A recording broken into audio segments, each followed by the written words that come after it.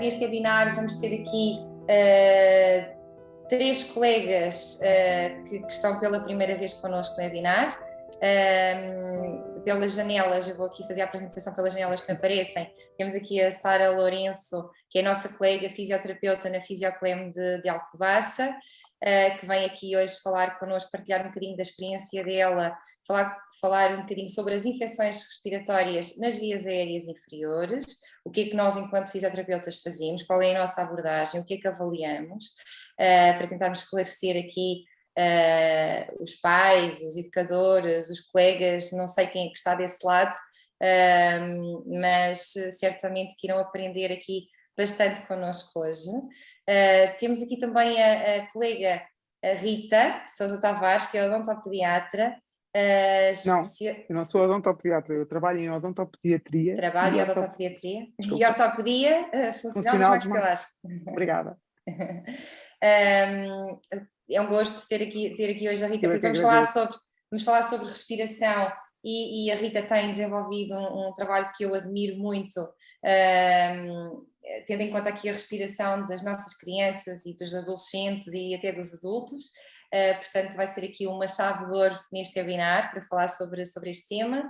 E vamos ter também aqui outra colega, a nossa Andreia Cardoso, que trabalha na Fisioclem de Leiria, que vai falar então das vias aéreas superiores e vai aqui abrir um bocadinho mais o leque, porque eu acho que é uma intervenção que nós fisioterapeutas podemos ter um papel e temos um papel muito importante e que não é muito explorado, e a Andreia vem aqui hoje falar sobre esse tema, para os pais também perceberem o que é que nós enquanto fisioterapeutas trabalhamos.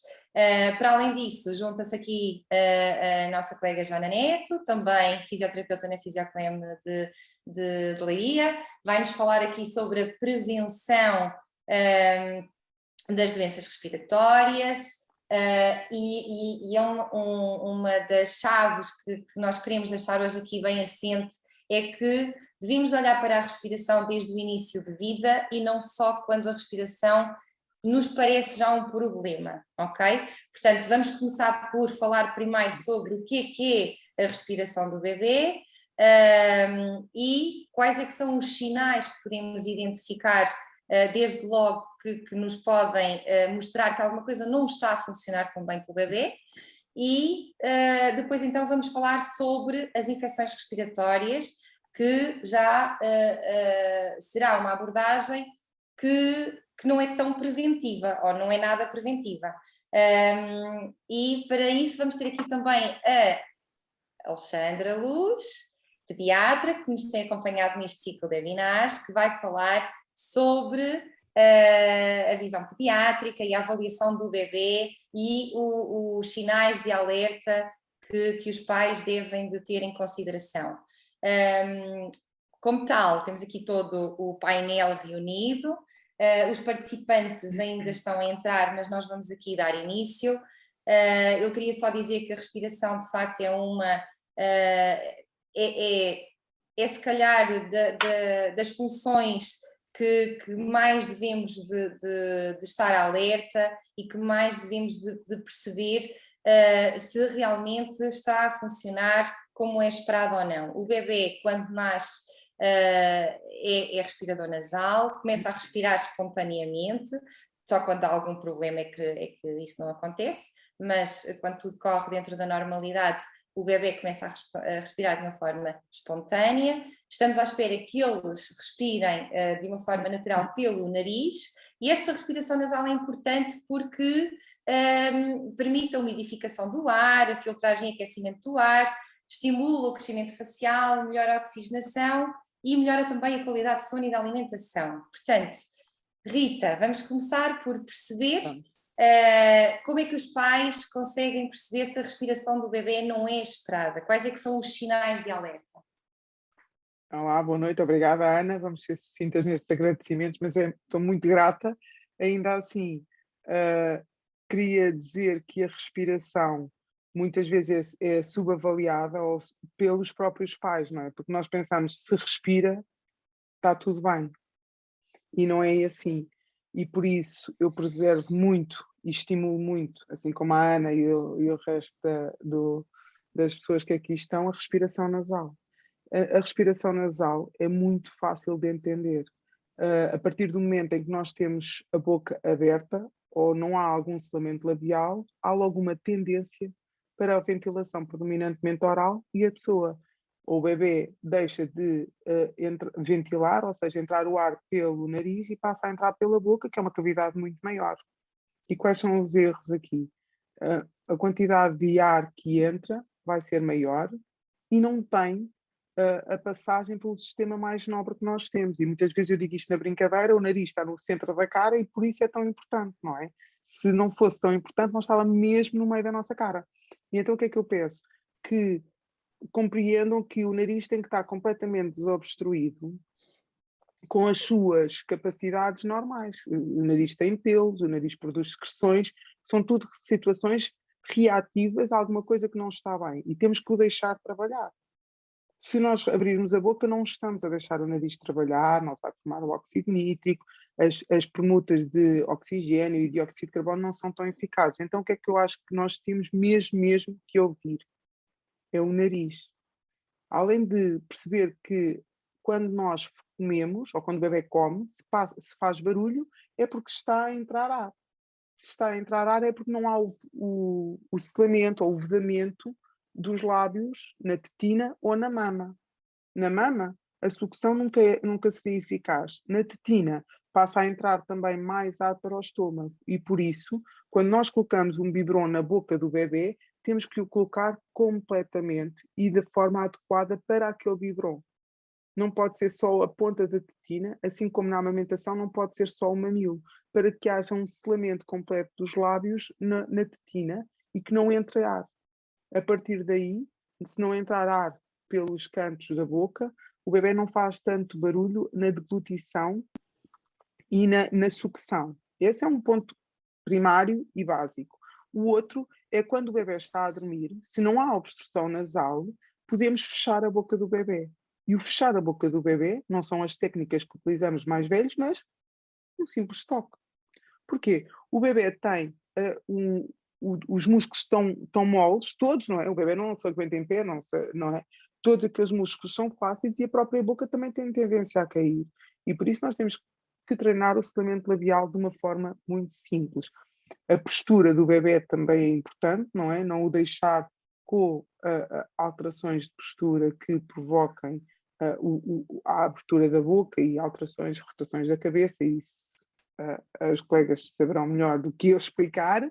E a outra coisa que mais me assusta e que é muito, muito comum cada vez mais é a mãe anda com uma blusa e o bebê anda com uma camisolinha, com uma camisola. Portanto, o bebê reativamente vai transpirar e aquelas alterações de temperatura vão provocar uma reação do corpo que mais tarde vai dar um síndrome gripal ou uma alteração, um síndrome do respirador oral, não logo direto, não é? A doutora Alcântara estava a abrir os sites, não logo direto, mas o que eu digo é, os pais dizem, o meu filho constipa-se imenso, mas depois andam com imensas camisolas e apanham a pontada de ar frio e claro que o próprio bebê deixa de ter consistência para capacidade para reagir às temperaturas. E por isso eu digo, temos que tomar atenção, pôr a mão cá atrás, para ver se o bebê está quente. Muitas vezes os bebés estão com muita roupa nas cadeirinhas dos carros, nos cocos, e o sobreaquecimento vai acontecer. E quando estamos com muito calor e cansados, o que é que nós vamos fazer? Vamos abrir a boca e respirar muito mais pela boca, não é? Quando nós estamos cansados, fazemos... Parece que tendemos a respirar cada vez mais pela boca. E por isso temos que ter alguns cuidados. Eu acho que principalmente é o barulho na alimentação, é o selamento labial, quando não há permeabilidade, portanto é um toque, se o bebê ficou com a boca fechada, consegue respirar, porque quando não, se nós não estivermos a segurar a boca do bebê, o bebê se precisar de respirar, abre a boca intuitivamente. Isto antes de qualquer doença, antes de qualquer problema, antes de um bebê saudável que esteja 100% bem. E o barulho a comer, quando o bebê dá estalinhos a mamar, quando o bebê dá muito barulho a engolir, ou até quando o bebê já começa a ter alguns sinais de refluxo, insinuam que há alguma alteração também do padrão respiratório, que não se pode dizer que uma coisa leva à outra, ou o que é que nasceu primeiro, mas existe aqui uma relação. uma relação direta. Obrigada. Ok, Rita, obrigada. Joana, vamos passar agora aqui para a colega Joana Neto. Ela vai falar aqui do ponto de vista da fisioterapia, enquanto fisioterapeuta pediátrica. Qual é que é a abordagem que nós temos na prevenção de problemas respiratórios?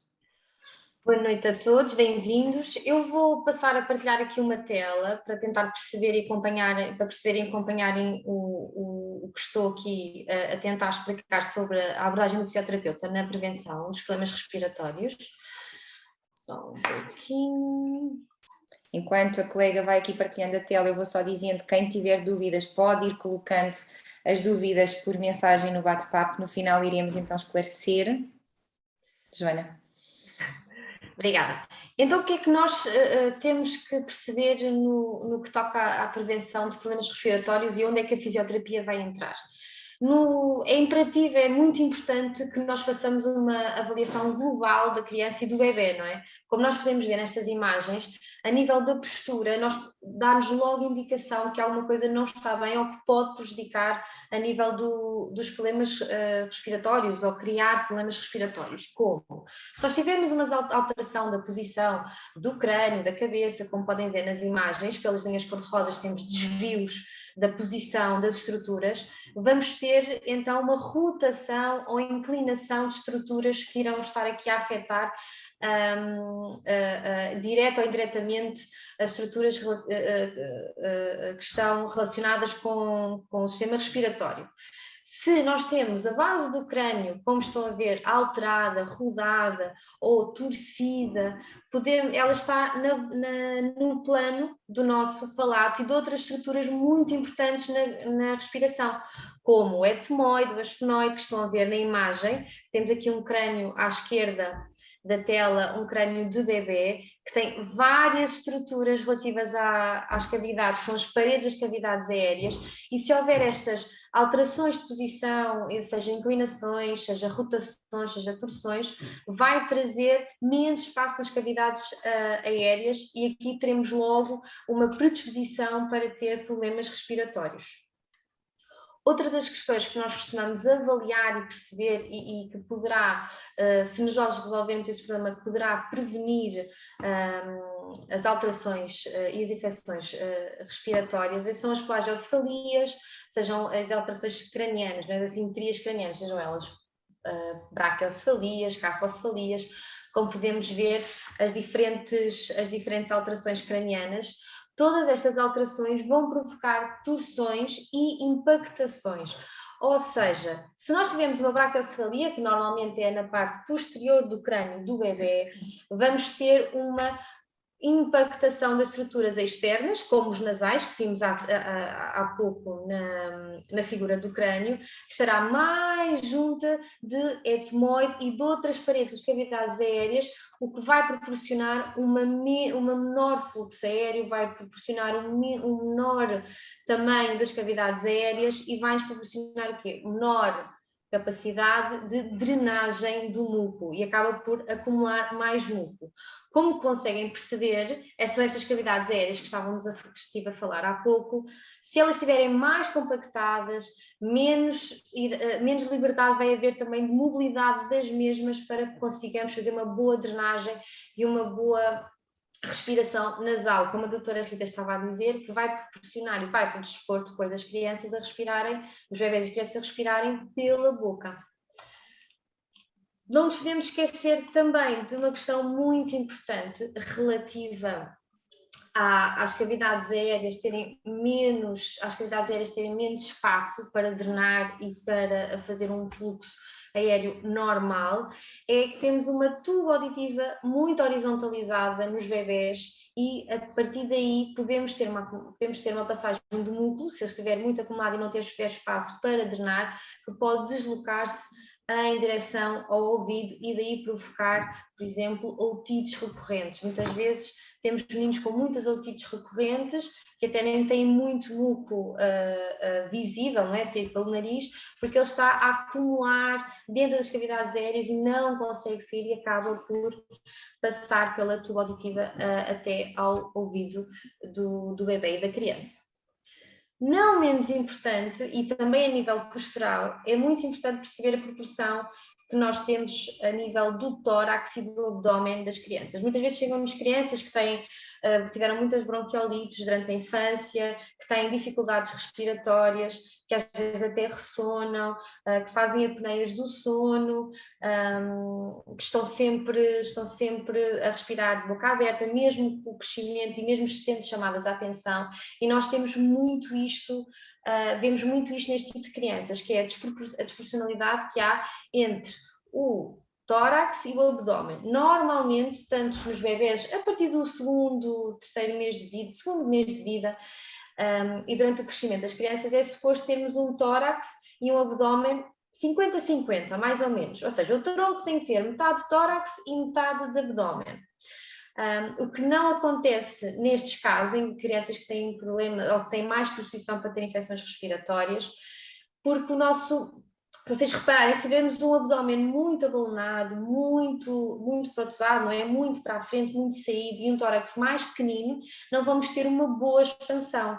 O nosso diafragma, que podem ver na imagem que está em animação, o diafragma é aquela linha, a hipérbole, não é? Que está a subir e a descer, ela não vai ter tanta facilidade em fazer uma boa subida, uma boa descida durante a respiração, o que vai implicar um déficit, não é? Uma deficiência na drenagem brônquica, na forma de respirar da criança, nos ciclos respiratórios da criança, vai ter influência e não vai fazer uma tão boa limpeza a nível dos pulmões, e aí temos então as infecções, podemos ter infecções respiratórias recorrentes. Outra questão também a avaliar para prevenir, e que também está muito associada a este tipo de posturas apresentadas pelas crianças, é a rigidez do nosso diafragma. Muitas delas, como ele não consegue fazer uma boa mobilização, como a caixa torácica não tem capacidade para expandir tão facilmente, vai tornar o nosso diafragma também menos móvel, mais tenso, e isso mais uma vez vai proporcionar com que esta facilidade de subida e descida do diafragma, que ajuda na tal limpeza brônquica e no correto ciclo respiratório, não ocorra. Portanto, em grosso modo, a parte de fisioterapeuta pediátrico na prevenção vai ver estas alterações, seja cranianas, posturais, de tensões que estejam relacionadas com estruturas, direta ou indiretamente, com estruturas do sistema respiratório, porque se umas tiverem disfunção, se umas tiverem rotação ou torção, vai alterar o funcionamento, tanto das cavidades aéreas como o funcionamento, por exemplo, do diafragma, de estruturas musculares que permitem que haja um ciclo respiratório correto. Ok, Joaninha, obrigada. Já terminaste, certo? Certo. Vou pedir para interromperes a partilha de ecrã. E agora vou passar aqui à Alexandra, a doutora Alexandra, para falar sobre os sinais de infecção respiratória, quer ao nível das vias aéreas superiores, quer inferiores, e quais as recomendações enquanto pediatra. Também vai fazer a partilha de ecrã, certo? Vou começar primeiro por dizer boa noite, que ainda não tive a oportunidade de cumprimentar todos aqueles que estão aqui e que estão na assistência a ouvir-nos esta quarta-feira à noite. Portanto, aquilo que eu vos queria dizer é que em termos de infecções respiratórias, portanto, eu vou aqui tentar separar um bocadinho aquilo que são as infecções das vias respiratórias superiores, aquilo que normalmente nós chamamos as constipações, as vulgares constipações ou as rinofaringites, por assim dizer, e as infecções das vias respiratórias inferiores, neste caso falando um pouco mais sobre a bronquiolite e a pneumonia, não é? São aquelas que mais preocupam também os pais.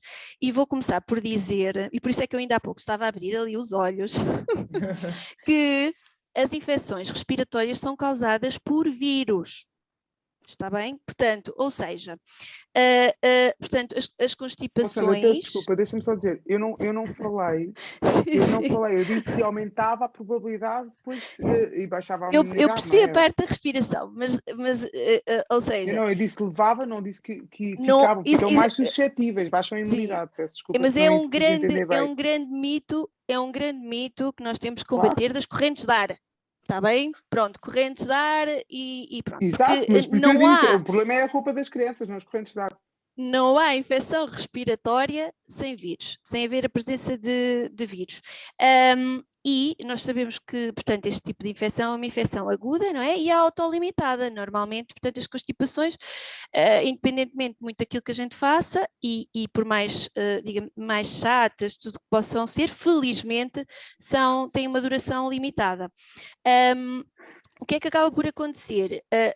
Portanto, dentro dos vários vírus que existem, obviamente que há uns que são mais frequentes que outros, mas também há uma coisa muito importante a dizer aos pais, que às vezes que é a forma de contaminação, porque do ponto de vista de constipação, muitas vezes as pessoas têm a ideia que aquilo que contamina mais e que os miúdos são mais contagiados por secreções respiratórias.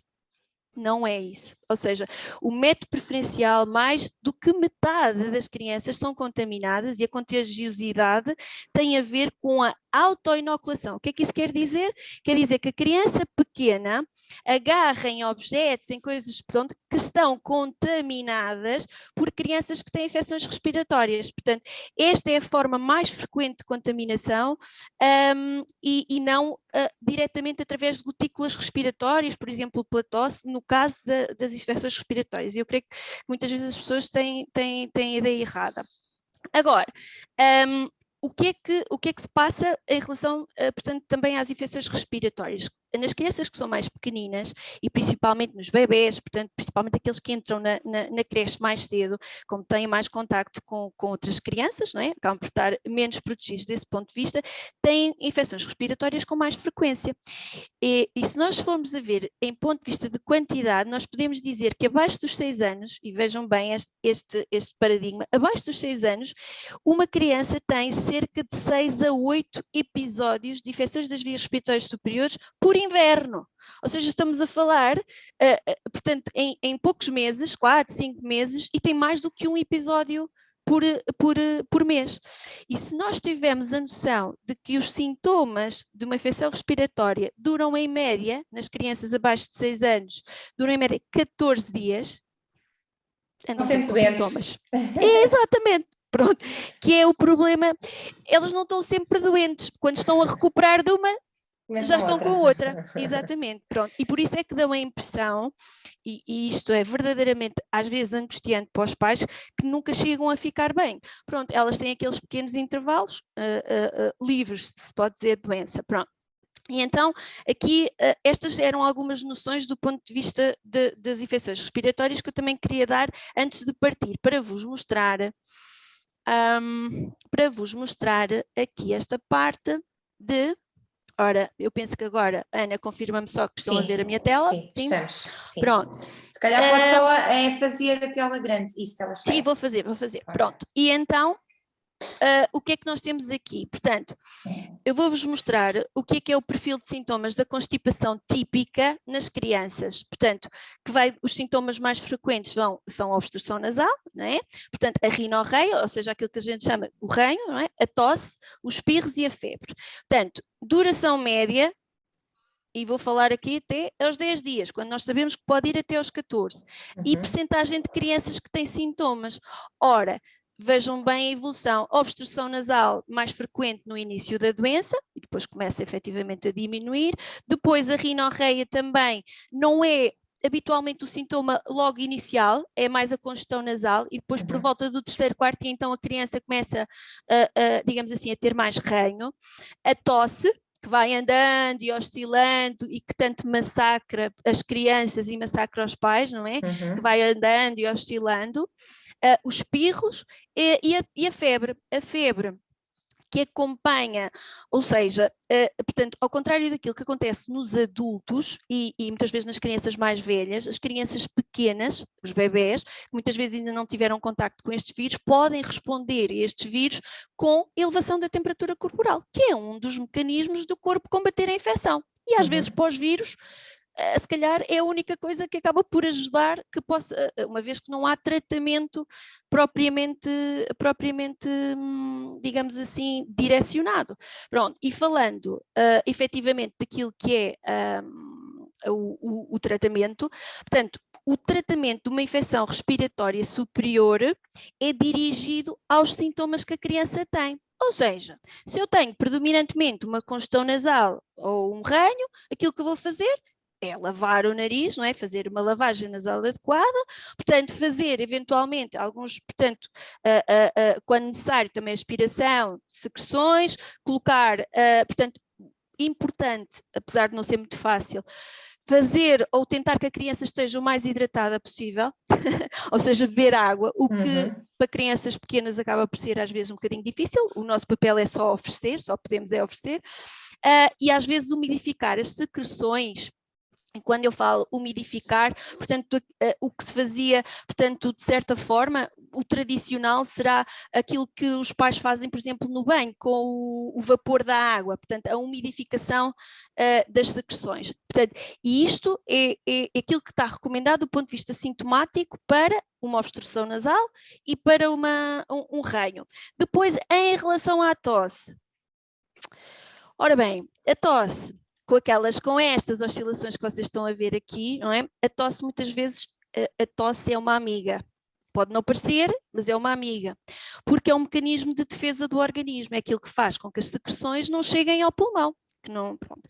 Mas muita da tosse, para além da irritação dos receptores ali daquela zona, muita da tosse tem a ver com as secreções. E nós sabemos que se limparmos as secreções adequadamente, muitas vezes esta tosse também responde e melhora. Portanto, digamos assim, uma das armas que podemos utilizar é efetivamente portanto, a limpeza nasal adequada e feita de forma adequada. Não estão recomendados de forma nenhuma e principalmente abaixo dos 12 meses.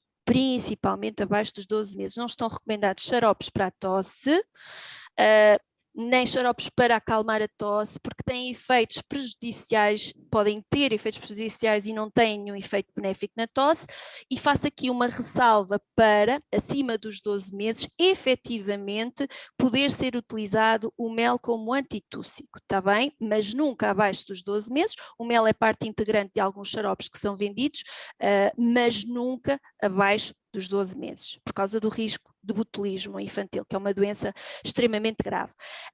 E a febre trata-se com antipirético, portanto, quando está presente, trata-se com antipirético. E isto são as infecções das vias respiratórias superiores. Agora, o nosso problema é quando nós estamos em dúvida se estamos perante uma situação de infecção das vias respiratórias inferiores e como é que nós podemos efetivamente fazer essa diferença. Ora, uma infecção das vias respiratórias inferiores pode ser, e podemos estar a falar da talvez a mais comum, portanto, a bronquiolite, e a bronquiolite manifesta-se como uma presença de sinais de dificuldade respiratória numa criança abaixo de 2 anos, causada efetivamente por uma infecção viral.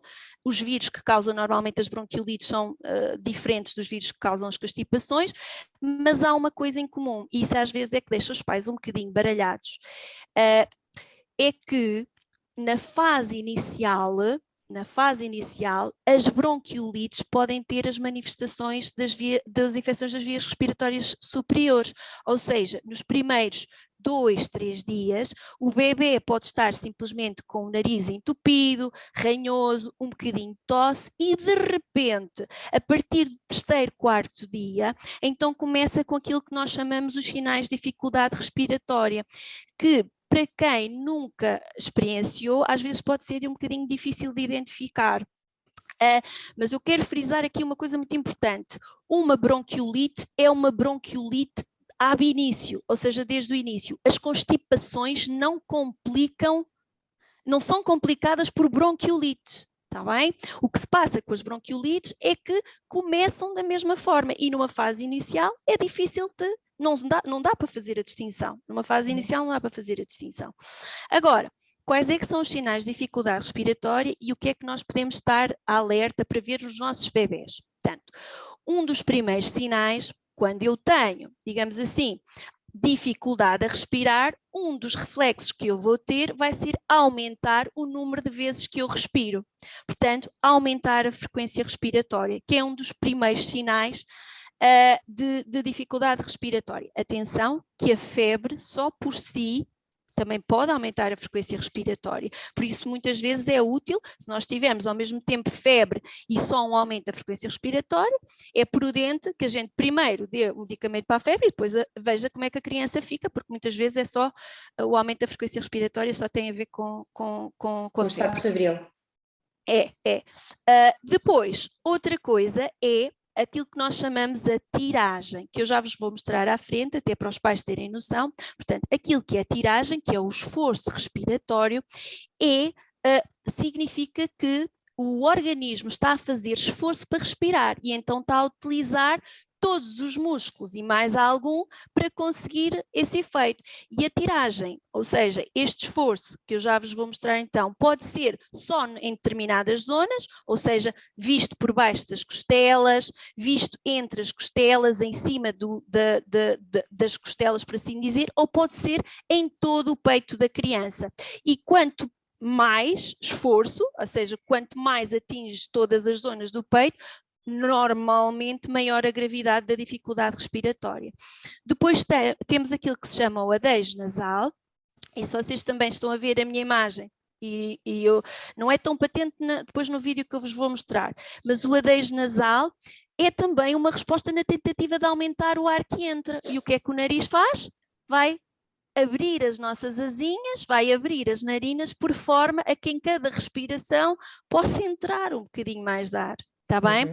O gemido, que é também uma resposta no sentido de proteger as vias respiratórias, e o gemido é fácil de identificar, é o pronto, que realmente acontece, e um sinal tardio e que raramente se vê atualmente é efetivamente a cianose, ou seja, a coloração mais azulada dos lábios, pronto, mas normalmente é um sinal já bastante tardio de dificuldade respiratória. E eu queria então mostrar-vos aqui, porque eu acho que uma imagem, e às vezes o som também vale mais, este bebê, atenção, tem uma dificuldade respiratória marcada, está bem? Portanto, não é uma coisa ligeira, mas é para vocês conseguirem perceber bem a diferença, não é?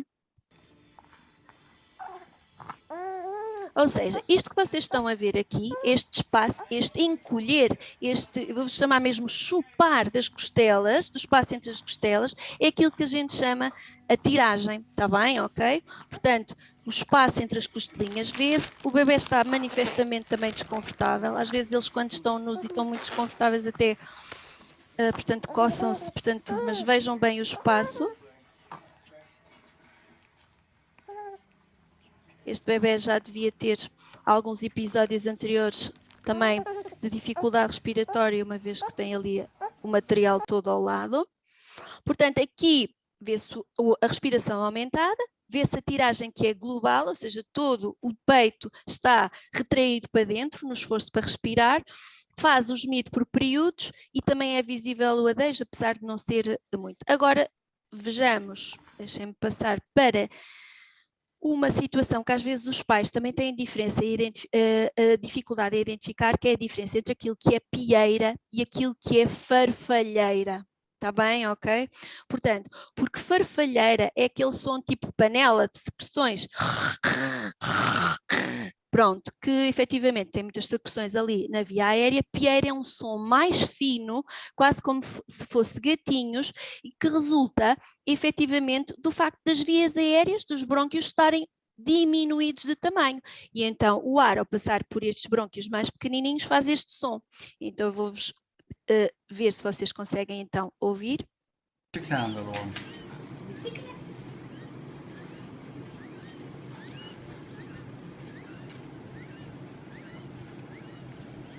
Tiragem, mais infracostal, ou seja, mais na zona de baixo das costelas do que propriamente global.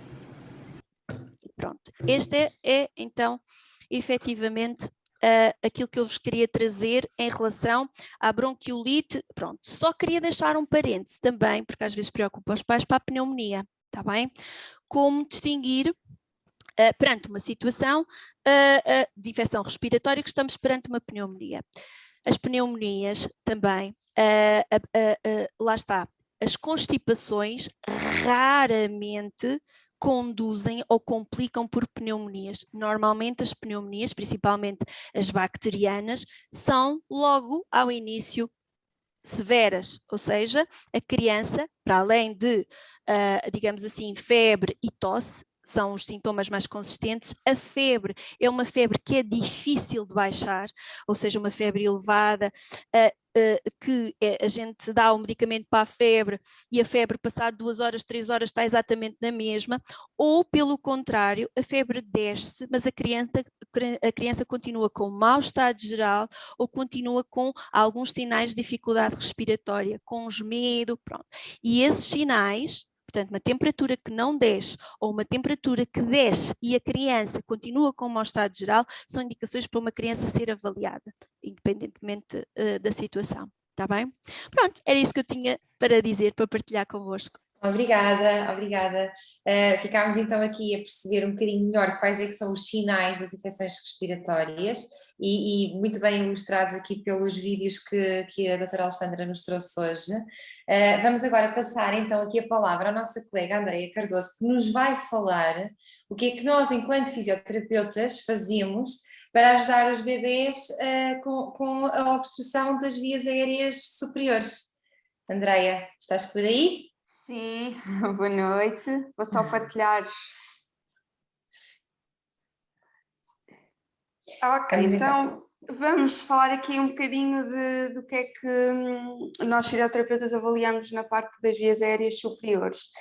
Começando aqui com a respiração nasal, que se inicia precisamente nas nossas vias aéreas superiores, onde o ar vai passar e entra pelas cavidades nasais, para a faringe, laringe, traqueia e pulmões. É por isso importante termos toda esta área desobstruída, porque é aqui que vai ser feito o aquecimento, umidificação e filtração do ar.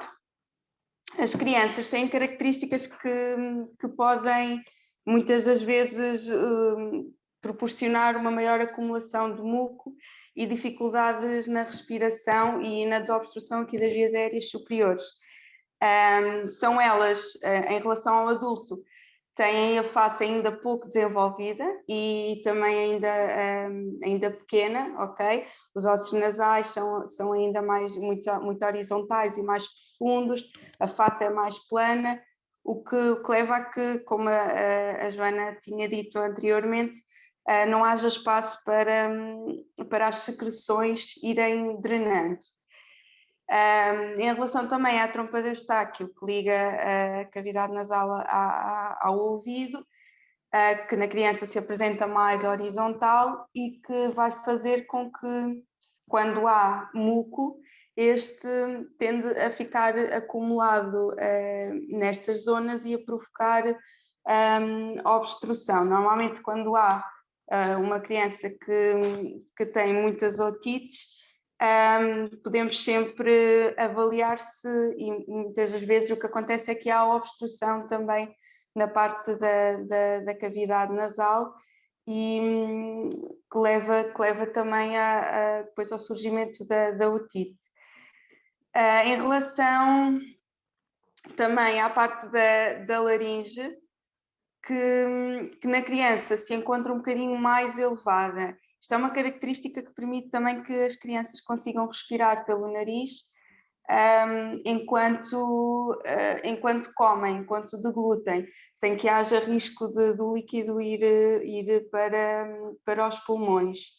A partir do segundo ano, a laringe tende a ficar mais baixa. Isto também faz com que quando a criança tem dificuldade por exemplo, em comer, em beber o leite, porque fica muito cansada, porque em vez de respirar pelo nariz, está a respirar pela boca e também pelo nariz, leva-nos a crer que também pode haver aqui ranhocas ou secreções que estão a obstruir a passagem do ar. Muitas vezes são os bebês que têm que interromper várias vezes a mamada para conseguir respirar. Respirar, exatamente. Outra característica é as adenoides, que são umas glândulazinhas que, como estão posicionadas na cavidade nasofaríngea, aqui sublinhado neste círculo cor de laranja, o que acontece é que quando há uma inflamação, vão aumentar o seu tamanho e, como percebemos na imagem, vão obstruir a passagem do ar. Os seios perinasais, aqui representados nesta imagem, são cavidades importantes, são extensões das nossas cavidades nasais que normalmente têm que estar preenchidas por ar. O que é que acontece? Nas crianças, elas são mais pequenas e ainda estão em desenvolvimento. Temos aqui representado a castanho os seios maxilares, que vão ser os de maior dimensão, mas que no bebê ainda estão pouco desenvolvidos. Os seios frontais estão representados só na imagem do adulto, que se situam ali na zona da nossa testa, e que na criança só se começam a desenvolver após os 2 anos. Os outros os seios perinasais e os seios etmoidais e esfenoidais, que estão localizados ali na zona mais do nariz, dos ossos nasais, são as mais pequenas cavidades, ou as cavidades mais pequenas. Tendem por isso também a acumular mais secreções. Aqui nesta imagem conseguimos perceber que se não tivermos muco nos nossos seios perinasais, na imagem mais à esquerda, conseguimos perceber que há mais espaço para o ar circular, aliás, há todo um espaço para o ar passar. Enquanto que se na imagem da direita percebemos que os seios estão com muco e com secreções, o ar não tem tanto espaço para passar e por isso vai-se acumulando e o ar vai tendo menos espaço para passar e vai havendo obstrução nasal e vai deixar de conseguir respirar tão bem pelo nariz. Quando nesta imagem, quando há a produção de secreções, elas tendem então a acumular-se, se não forem removidas, tendem a acumular-se em todas as cavidades que existem nas nossas vias aéreas superiores. O papel da fisioterapia é sobretudo, também como a minha colega Joana já tinha dito, libertar estruturas, mobilizar os ossinhos da face, crânio, para tentar criar espaços para as secreções drenarem muitas das vezes de zonas mais, ou de cavidades mais profundas, em que não há facilidade nenhuma em retirá-las, para cavidades mais superficiais, onde depois podemos sim remover ou com a lavagem nasal e também com a tosse, provocando tosse, podemos também fazer com que elas se soltem das vias aéreas e seja mais fácil o bebê ou engolir, ou então deglutir, ou então retirá-las pela boca. Exatamente. Chegámos então aqui à parte da lavagem nasal, que é importantíssima precisamente para manter os seios perinasais e toda a cavidade nasal arejada e limpa. para então evitar que haja obstrução nasal e o bebê deixe de conseguir respirar pelo nariz. A lavagem nasal deve ser realizada com soro, a uma temperatura ambiente ou então morno. O soro tem aqui uma característica importante, que é a sua concentração, que faz, como é semelhante à da nossa mucosa nasal do nariz, ou ao revestimento do nosso nariz, vai fazer com que não hajam trocas por osmose. E isto faz com que, caso haja edema, inflamação, não tende a agravar e a provocar ainda mais produção de muco. Ou seja, o soro vai fazer com que, vai apenas limpar. Muitas das vezes perguntam se pode fazer com outro tipo de substância, água ou isso, e a diferença é mesmo A concentração. esta em termos da concentração, exatamente. A lavagem pode ser feita ou com uma seringa com uma ponteira, mas neste caso vamos ter mais dificuldade em controlar a pressão, ou então com um irrigador.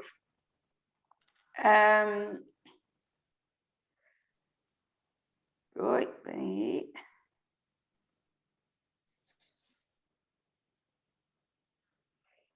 aí. Neste vídeo estamos a mostrar então um irrigador.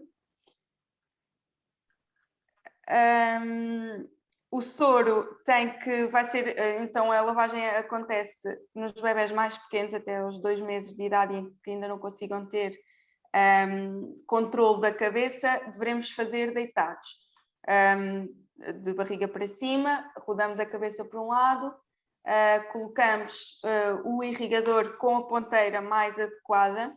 Ok, aqui neste irrigador da imagem conseguimos, a ponteira a verde, tem que ser adequada ao crescimento dos seios perinasais da criança, ok? Em crianças mais pequenas, uma ponteira em que o fluxo vai ser menor, em crianças maiores já podemos utilizar uma ponteira com fluxo maior. Colocamos o soro, ele vai entrar pela narina de cima e tem que sair como um rio pela narina de baixo, ok? Se tiver a sair por fracções, como se fossem pequenos espirros, devemos continuar a insistir. Andreia, não está o vídeo em play? Sim, era só para explicar esta parte. Sim, mas enquanto estás a falar podes colocar o vídeo. Porque agora já estavas a explicar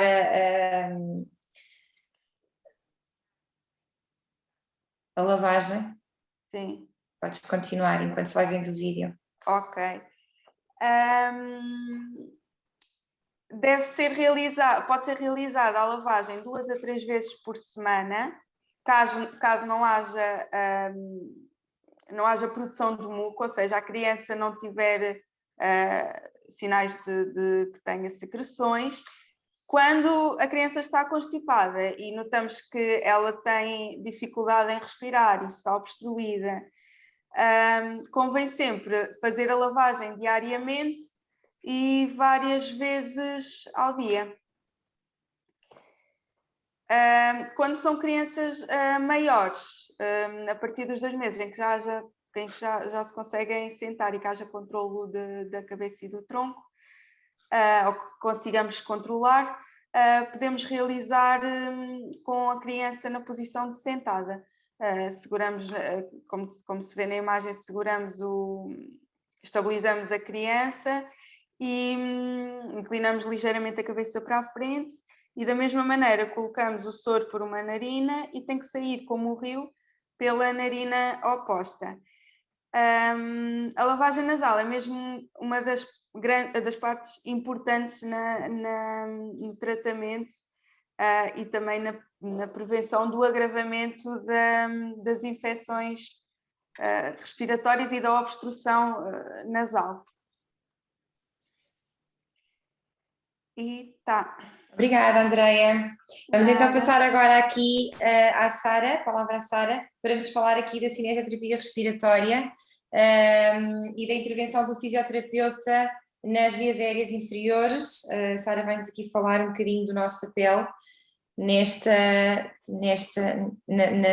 cinesioterapia, aquilo que nós chamamos de cinesioterapia respiratória ou fisioterapia respiratória, que é mais vulgar, não tanto esta abordagem das vias aéreas superiores, mas sim da intervenção do fisioterapeuta nas bronquiolites, no tipo de casos que a doutora Alexandra falou aqui, de infecções respiratórias das vias aéreas inferiores. O fisioterapeuta também trabalha com os bebés nestes casos. Sara, podes falar. Boa noite a todos e obrigada por estarem connosco a falar aqui sobre respiração no bebê. Vou então falar-vos aqui da forma de intervenção do fisioterapeuta quando a obstrução é mais inferior, portanto mais ao nível do pulmão. Já percebemos até aqui que a fisioterapia intervém quando há quadros de obstrução, seja nasal, seja ao nível do pulmão. Acerca da questão nasal, a Andreia tem estado a falar convosco. Agora, em relação à via aérea inferior, vamos então perceber como funciona. De qualquer forma, em relação aos quadros de obstrução, o que é que significam? É porque há presença de secreções que de alguma forma o bebê, de forma natural, não está a conseguir eliminar, e daí a necessidade da nossa intervenção. Porquê é que não está a conseguir eliminar? Pode ser por variadas causas, mas eventualmente porque as secreções estão muito inferiores, portanto na via pulmonar muito inferiorizadas e precisam de ajuda para ascender, para subir à via aérea superior e então dessa forma mais facilmente serem expelidas, ou porque são secreções muito espessas e o bebê até tem um bom reflexo de tosse, mas não consegue sozinho libertá-las porque elas estão muito espessas e dessa forma mais agarradas à parede pulmonar e vão precisar de fluidificar mais e nesse caso também pedimos o apoio dos pais, tal como já foi falado, para dar mais hidratação, para oferecer mais água e tentar fluidificar, ou porque a criança, por ser muito pequenina, por exemplo, não tem ainda um reflexo de tosse eficaz, e a tosse é um elemento determinante na expulsão das secreções. Portanto, por estes motivos, dá-se a necessidade da nossa intervenção e da nossa otimização, portanto, da mobilização das secreções que estão mais inferiores para a via aérea superior. Nós normalmente percebemos isto numa avaliação, portanto os pais chegam até nós em sessão e nós fazemos uma avaliação. Normalmente começamos por fazer algumas perguntas para nos contextualizarmos, começamos por perceber como é que tem estado o bebê animicamente, se tem estado bem disposto, mais prostrado, como é que se tem alimentado, se tem rejeitado o leite, por exemplo, como é que tem sido o sono, se tem sido um sono reparador, se tem sido um sono interrompido por tosses, como é que é o comportamento da tosse, se é uma tosse mais produtiva, se é uma tosse mais seca, e portanto todos estes elementos nos orientam logo para como é que vamos encontrar este bebê. Depois outro elemento determinante da avaliação é a auscultação. Através da auscultação nós vamos então perceber como é que está a ventilar aquele pulmão. Nós, através da auscultação, percebemos se aquilo que ouvimos é o que é expectável num pulmão que ventila bem, portanto, se todas as áreas estão a ventilar bem, ou se, por outro lado, há ruídos alterados, sejam eles sibilâncias, roncos, fervores, e, portanto, vamos perceber se há ou não presença de secreções e se existem, mais ou menos onde é que estão localizadas, se mais inferiormente ou mais superiormente na árvore brônquica. É importante dizer em que circunstâncias é que nós não atuamos nesta avaliação.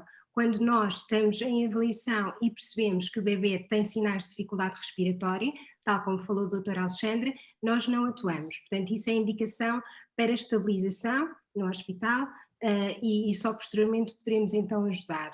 Portanto, se um bebê chega até nós com uma tiragem costal, com um adejo nasal, não é indicação para nós atuarmos.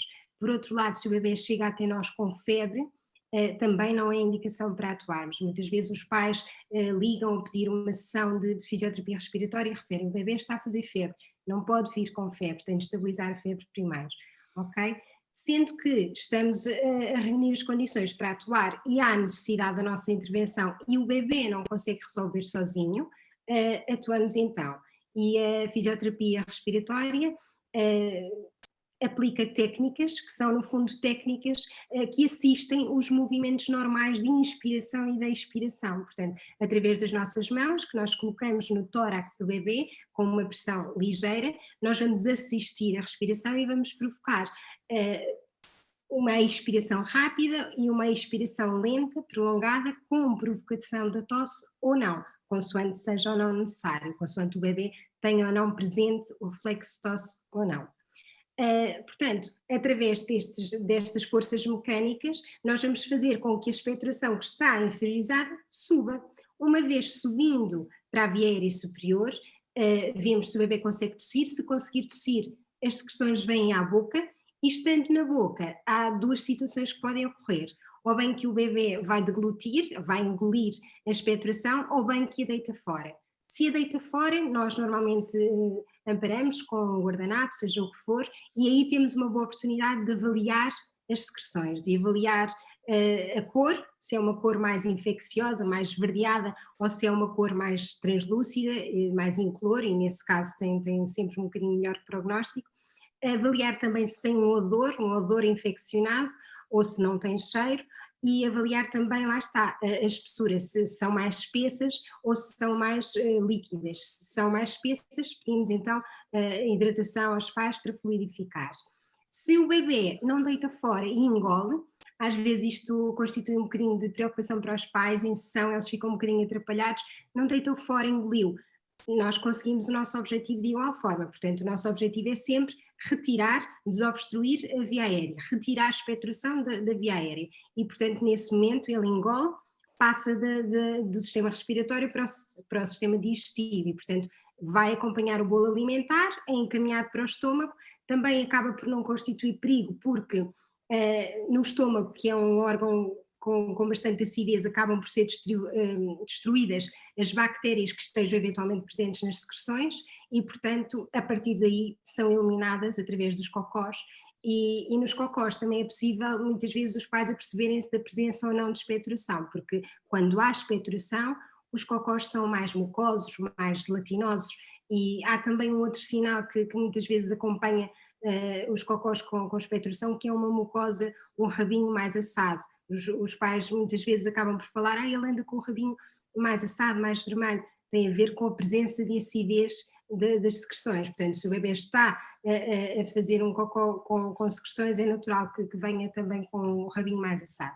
Portanto, tudo isto para vos explicar qual é o trajeto e o que é que pode acontecer depois, ou deita fora ou engole. Em sessão, nós tentamos sempre que os pais acompanhem todo este processo e se vão apercebendo do porquê da aplicação de cada técnica e do objetivo de cada técnica também, para encararem a sessão com um bocadinho menos de ansiedade. Porquê? Porque ao longo destas sessões os bebés choram sempre bastante, mas o choro deve ser interpretado como um aliado da nossa sessão, porque através do choro o bebê também faz expirações mais lentas e mais prolongadas, que é aquilo que nós precisamos para mobilizar as secreções, e a própria vibração do choro, que é transmitida às vias aéreas, também acaba por ajudar no descolamento das secreções. Portanto, eles chorarem é sempre criar ansiedade nos pais, mas no fundo não é diferente do que acontece com qualquer estímulo que seja desconfortável, com o sono, com o frio, com a fome. O bebê chora e aqui não é um estímulo doloroso, e isso é importante também os papás perceberem que a aplicação das técnicas não é dolorosa, mas é desconfortável e por isso eles vão sempre chorar. O choro é bom, assim como a tosse, que a doutora Alexandra também dizia, que era uma aliada e é um mecanismo de defesa e é-nos muito necessária para a expulsão. Portanto, também é bom desmistificar a preocupação com a tosse, que também é muito importante. Por isso, era mais ou menos isto. Se depois eventualmente surgir alguma dúvida também poderão partilhar e tentaremos sempre responder. Ok, Sara, obrigada. Portanto, só para fazer aqui mais ou menos um resumo, o fisioterapeuta, o papel do fisioterapeuta nas infecções respiratórias começa quando há obstrução nasal e termina quando há muita expectoração cá embaixo dos pulmõezinhos, muitas vezes até com padrões de tosse já de alguns dias, que muitas vezes esta tosse não é suficientemente eficaz e as nossas técnicas vão ajudar o bebê a drenar as secreções e a libertá-las de uma forma mais eficaz. Portanto, agora passamos aqui outra vez a palavra à Rita. Terminamos como começámos este webinar. Já falámos de prevenção, falámos dos sinais de alerta de alterações do padrão respiratório, falámos das infecções respiratórias, falámos do papel do fisioterapeuta nas infecções respiratórias, e agora vamos então fazer aqui uma conclusão, que é, quando há alterações do padrão respiratório, quando há muitas infecções respiratórias por repetição, que já percebemos que também faz parte da vida da criança, não é? Quais é que são as consequências então a longo prazo? Rita, vamos falar um bocadinho sobre isso? Um bocadinho, vamos lá, vou tentar ser o mais rápido possível. Nós estávamos a falar há pouco, eu falei só dos sinais de alerta na saúde, não era? Da respiração, que fazem barulho a comer, isto numa criança saudável. Mas depois nós começamos a perceber que a criança já não está a respirar pelo nariz. Porquê?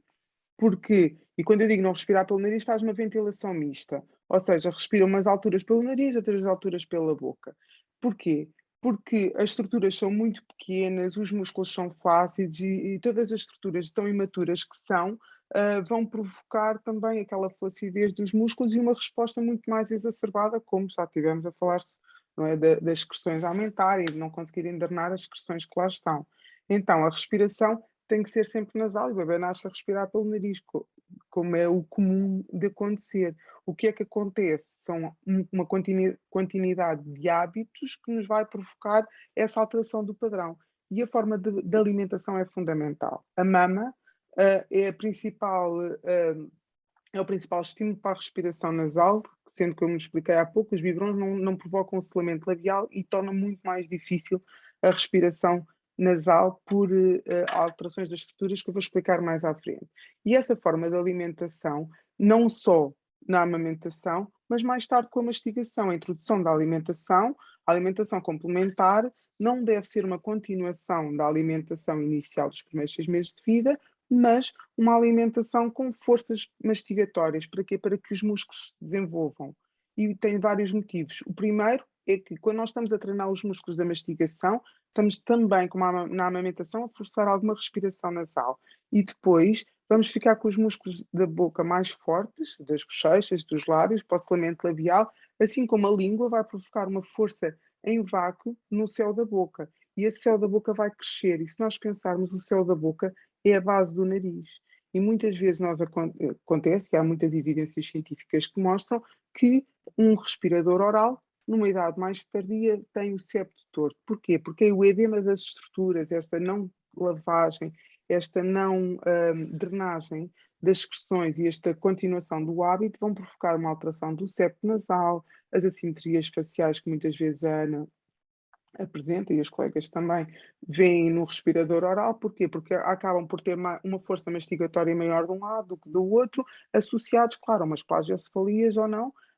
Há sempre uma quantidade de associações que nós temos que compreender e perceber que podemos tratar uma, mas não podemos tratar sozinhos. Eu vou tentar compartilhar aqui a tela, que eu queria vos mostrar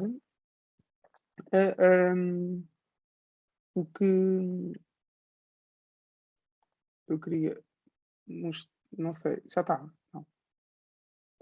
Conseguem ver? Não. Não está. Não. Vou tentar outra vez. Eu, continuando a falar, quando nós muitas vezes começamos a perceber que a criança não mastiga e não respira bem pelo nariz e tem aquelas alterações normais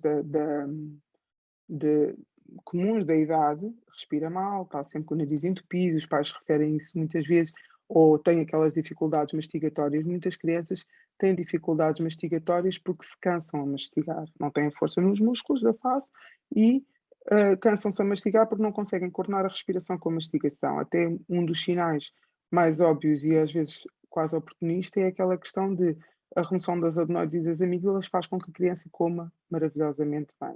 Esta situação é uma situação recorrente, por isso nós temos que perceber o que é que levou. Não continua a não aparecer nada, não continua. Agora já está? Conseguem ver? Sim. Agora sim. E está em tela completa, tá? Ótimo. Agora sim, sim. Então, aqui o que eu queria mostrar era esta criança foi uma criança que foi submetida a várias cirurgias, porque muitas vezes as cirurgias não são só uma. Se nós não ensinarmos a criança a respirar com a higiene nasal, com a terapia miofuncional, a criança por si não consegue retomar a respiração. Esta criança fez 3 cirurgias de adenoides, fez a timpanoplastia. Todas estas situações são recorrentes e são mais recorrentes do que nós pensamos. Porquê? Porque se nós não retomarmos o hábito, não voltarmos a ensinar, a criança perdeu a memória de como fechar a boca, de como utilizar o processo mastigatório. E se a terapia funcional funciona, a terapia miofuncional, a terapia da fala, sabe ensinar como ninguém, mas nós temos que explicar que não é só a cirurgia que vai resolver o problema, ou não será só a lavagem nasal, que é um conjunto de situações que eu estou sempre a explicar. O crescimento do palato deve-se a várias situações, não pode ter obstrução das vias aéreas, não é? Tem que conseguir mastigar bem e tem que desenvolver bem todas as funções, respiração, a fala e principalmente a deglutição, que é o que acontece com muitas das crianças que têm alterações respiratórias que se babam muito. Isto é um sinal muito frequente, que é a criança que se baba muito. Muitas vezes não tem, feitos os estudos, baba a mais, não tem a capacidade de deglutição. E então, como os músculos são flácidos, acaba por não engolir tanto. E depois, mais tarde, existe um processo de adaptação do organismo e vai produzir menos baba. Então tem as mucosas muito mais secas, os dentes muito mais secos, muito mais pigmentados, tem a boca muito estreita, tem todas essas situações que, se não forem claramente corrigidas e estimuladas, e muitas vezes os estímulos são estímulos básicos, como uma mastigação, a hidratação que a doutora Alexandra falava, não é? Não só na água, mas evitar alimentos secos, como as bolachinhas e os biscoitozinhos, que vão provocar também uma facilitação da mastigação, e além disso secam ainda mais, porque faz com que a criança ainda tenha necessidade de se hidratar mais e acabam por enrolar a comida e alterar os processos, o ciclo mastigatório tornar-se bem mais lento. Aqui vemos esta criança 6 meses depois, está ainda em tratamento. Isto para vos explicar que, se olharem, vê-se aqui muito bem as rugas palatinas, as pregas palatinas, o septo nasal há de estar por cima aqui da sutura palatina. Portanto, se este palato cresce para cima, vai ocupar o espaço do nariz. E isto é um padrão de crescimento muito mais frequente do que nós estamos à espera e é muito indesejável, e é claramente um padrão de um respirador nasal. Eu não vou mostrar a cara, mas as caras normalmente têm aquelas olheiras, são miúdos que têm uma postura curvada. Porquê? Porque há aquele esforço respiratório que faz com que os ombros estejam inclinados, o peito cave, portanto o peito parece estar mais para dentro, vêem-se muitas costelas. São crianças que têm 2 padrões, ou são muito magras, ou são obesas, ou têm um aumento de peso significativo. E todas estas estruturas são sempre sinais de alerta de que a criança não está a respirar bem e tem alterações na alimentação, ou porque tem secreções no estômago, ou porque tem realmente uma dificuldade de coordenar a respiração com a mastigação e vai ter essa dificuldade e essa perda de apetite, que é muito comum. Neste caso, a criança já está em franca expansão do palato. Eu digo expansão, que é mais fácil de compreender, embora eu não trabalho com expansões rápidas. Eu faço uma remodelação do palato e conseguem ver pelas rugas palatinas aqui e pela sutura que o palato está cada vez mais reformulado. Aliás, a boca desta menina já tem uma largura muito maior, ou seja, quando for para fazer o estímulo mastigatório correto, concluído, já tem espaço para que a língua trabalhe dentro da boca e ajude o resto do crescimento do palato, assim como o selamento labial já é possível, porque numa boca muito estreita a língua não consegue lá estar fechada dentro e depois vai cair, e quando cai vai fazer alterações respiratórias também do sono quando a criança está deitada. E claro que isto tem que ser sempre avaliado por uma equipa multidisciplinar. Não é por pôr um aparelho na boca ou por fazer uma cirurgia de adenoides que um problema ficará resolvido. Como a doutora Alexandra disse muito bem, são crianças que têm um padrão e a reincidência de situações, não basta um tratamento, tem que ser a equipa toda a trabalhar. Portanto, quando olhamos para os nossos filhos, vamos perceber que os lábios vão estar com uma linha de seco úmido muito alterada, são crianças com olheiras, são crianças com alterações mais significativas, por exemplo, da postura, não é? Vê-se que quando tiramos uma fotografia parece que uma orelha está mais acima, mais abaixo, isto vê-se mais nos rapazes, que as meninas com os cabelos não notam, mas nota-se nos ombros, nota-se aquele curvado. Quando nós estamos a dar banho numa criança mais crescida, vêem-se as omoplatas atrás, não é? Todas estas alterações são fundamentais. As principais, que me parecem mais fáceis, são o barulho na mastigação, a alteração da velocidade mastigatória, do padrão mastigatório, ou estão horas a enrolar a comida, ou nem sequer mastigam e engolem a comida, a partir dos 6 meses. Na fase anterior foi o que eu disse no princípio, o barulho na alimentação, ouvir as excreções. Porquê? Nunca nos vamos esquecer que o nariz muitas vezes parece permeável, mas as estruturas atrás não estão. E muitas vezes há muitas crianças que quando nós vamos fazer a avaliação, eu e o otorrino, vemos a rinorreia posterior, ou seja, as excreções correm pela garganta, mas na realidade não se ouve nada no nariz e a criança parece que está saudável e não está. Tem ali alguma estrutura inflamatória que se calhar uma lavagem nasal ia melhorar muito para não chegar à doença. Gosto sempre de falar da saúde e espero que tenhamos conseguido prevenir, não é? Prevenir muitas doenças. Eu penso que a lavagem nasal é um aliado fundamental.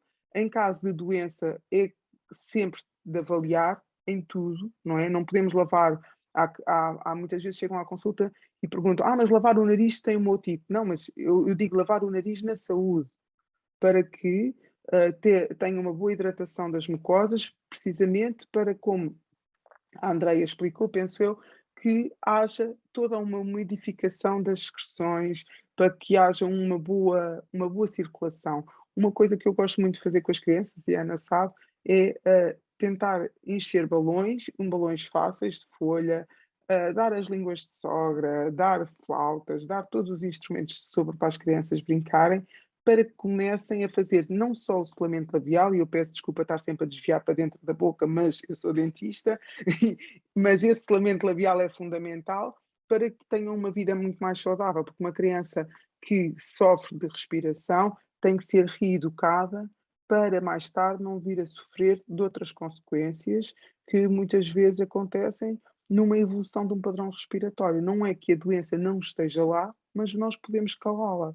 E se nós sabemos que uma criança que nasce com esta postura de boca nunca terá espaço para os caninos, provavelmente terá que tracionar os caninos, mais tarde poderão propor fazer a extração de pré-molares e a boca cada vez fica mais pequena, e há claramente muitos estudos e evidências científicas que mostram que essa criança em adulto vai ter uma rinorrite ou uma sinusite, uma sinusite, ou até fazer uma apneia do sono. Claro que não é isto que leva a um conjunto de consequências. Com uma boca mais ampla, terá mais espaço para a língua subir, o pescoço ficará mais elegante, se assim o poderei dizer, porque uma das medidas que utiliza a neurologia do sono, por exemplo, é a medida do pescoço, mas se tiver uma postura mais apropriada e equilibrada para o sistema, vai correr bem melhor. Portanto, respirar pelo nariz, treinar o selamento labial, promover a mastigação,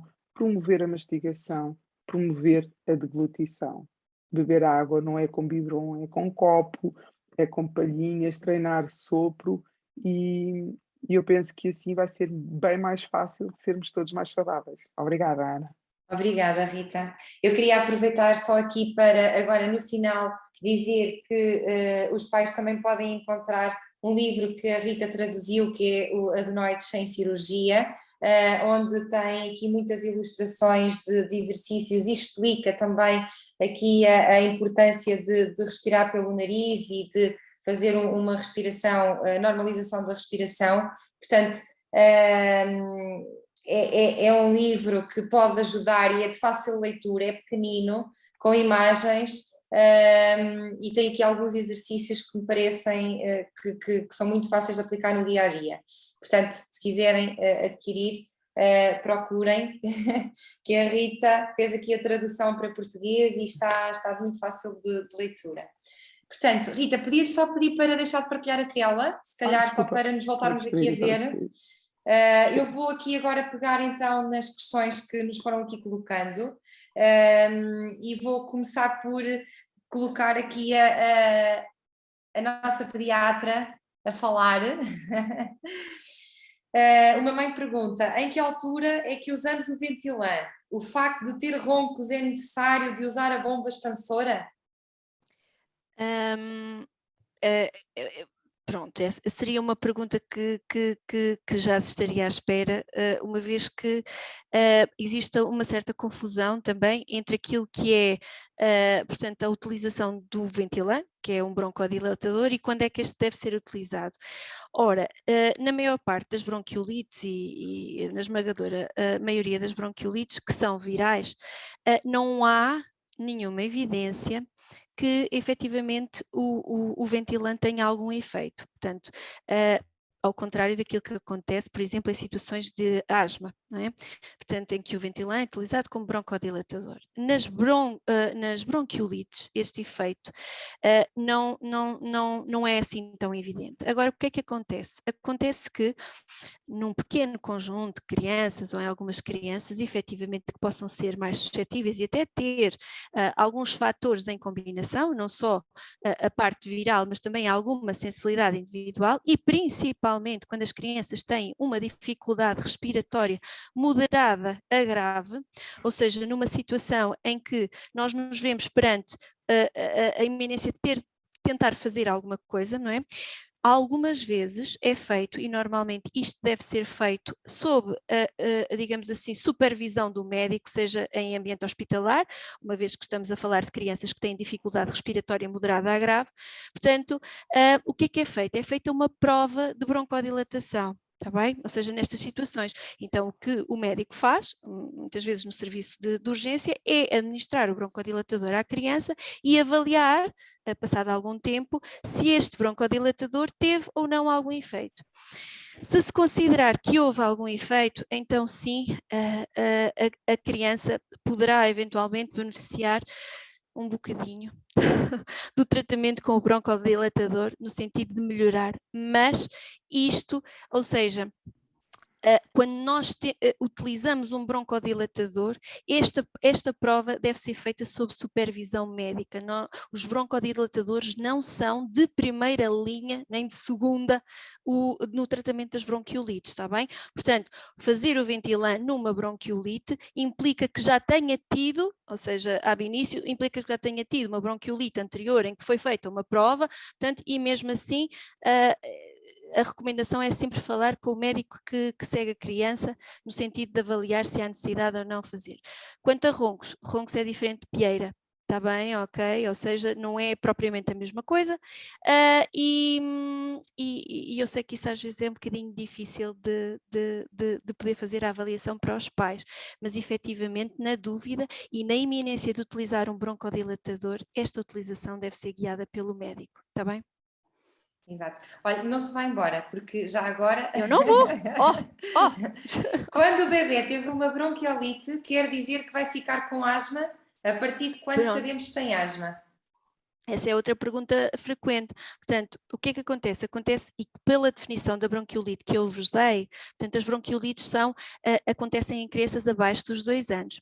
E na sua maioria, ou seja, basicamente, e na sua definição, aparece como desencadeada por vírus. Agora, acontece que, lá está, num pequeno número de crianças que também já têm sensibilidade individual para isso, e a sensibilidade individual, muitas vezes, faz parte do chamado terreno alérgico, familiares em primeiro grau com patologia de ordem alérgica, que é eczema atópico, asma ou rinite alérgica. Portanto, estas crianças poderão estar em maior risco de desenvolver, efetivamente, asma posteriormente. Mas aquilo que acontece, se forem verdadeiras bronquiolites e só bronquiolites, é que chegam ali ao redor dos 2, 3 anos e deixam de fazer dificuldades respiratórias. Porquê? Porque o maior estímulo, que é o vírus, como já fez aquela aprendizagem imunitária, já não desencadeia crises, portanto, e as crises desaparecem. As crianças com asma não, têm um terreno individual, a partir dessa altura ou continuam a fazer crises, ou até começam a fazer crises só nessa altura, e as crises já não são podem ser desencadeadas por vírus em algumas situações, mas também não são desencadeadas por vírus, mas sim por outros estímulos alérgicos. Okay. Está aqui uma mamã a perguntar que diferença entre roncos e pieira, foi aquilo que nós tentámos explicar Sim, pronto, eu faço, portanto, a pieira, portanto, eu faço a diferença na auscultação, ou seja, portanto, basicamente, portanto, a pieira, como vocês ouviram no vídeo, são mesmo, são ruídos finos, ou seja, portanto, é mesmo o piar do gatinho, aquele miado do gatinho, portanto, e isso é a pieira. Os roncos já são ruídos um pouco mais guturais, portanto, e imobilizáveis muitas vezes com movimentos respiratórios, coisas que não acontece, portanto, e que a gente quando ausculta, portanto, isso não acontece.